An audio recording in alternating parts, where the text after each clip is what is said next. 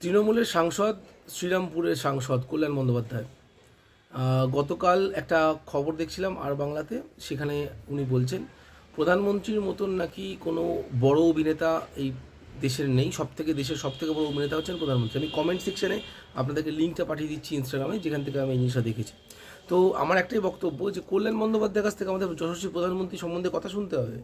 যে ভদ্রলোকটা নিজে ভাইস প্রেসিডেন্টকে কুরুচিকর মন্তব্য করে, সংসদ ভবনের মধ্যে কুরুচিকর মন্তব্য করে, একটা কুরুচিকর অঙ্গভঙ্গ করে নিজের স্টেটাসটা কীরকম সেটা দেখিয়ে দিয়েছেন। যে যিনি প্রত্যেকবারই একবার করে যখনই কোনো রকম মঞ্চে উঠে মুখ দিয়ে শুধুমাত্র তার অশ্রাব্য গালিগালাজ এবং অশ্রাব্য কথাবার্তা বেরোয়, এগুলো খবরেই দেখেছি।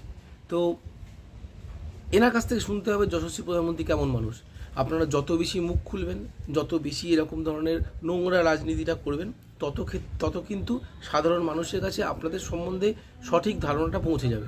অলরেডি বোঝাই যাচ্ছে যে আসলে গতকাল যে আপনাদের জনগর্জন বলা ভালো, জনগর্জন যেটা আর কি হয়েছে, সেখানে জনতা কেউ ছিল না। র্যাম্পে হাঁটলেন, এসে হাত ফাত নাড়লেন, ঠিক আছে।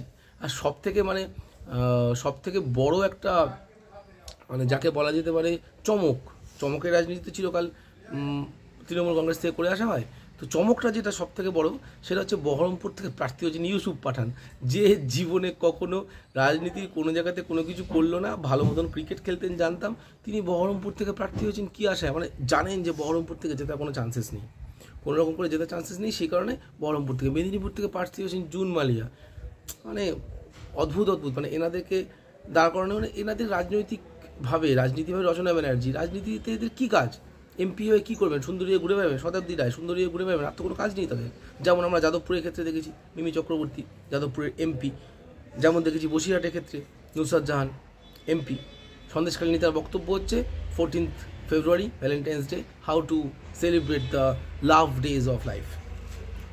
এমন সাংসদ দরকার, নাকি যিনি সারাক্ষণ মাঠে নেমে সাধারণ মানুষের কথা ভেবে চলেছেন তেমন মানুষ দরকার? সময় কা পল পল, শরীর কা কন কন, দেশকে লিয়ে নিয়োজিত হয়, এমন অনেকবার প্রধানমন্ত্রীকে বলতে শুনেছি। সেই মানুষটা সম্বন্ধে কল্যাণ ব্যানার্জি বলবে, এবং সেটা আমাদের শুনতে হবে। সময় চলে আসছে, ভোট এগিয়ে আসছে, রাজ্য রাজনীতি থেকে শুরু করে কেন্দ্রের রাজনীতি সব গরম হচ্ছে। সিদ্ধান্ত নেওয়ার ক্ষমতা কিন্তু আপনারই। খেয়াল রাখবেন, ভালো থাকবেন।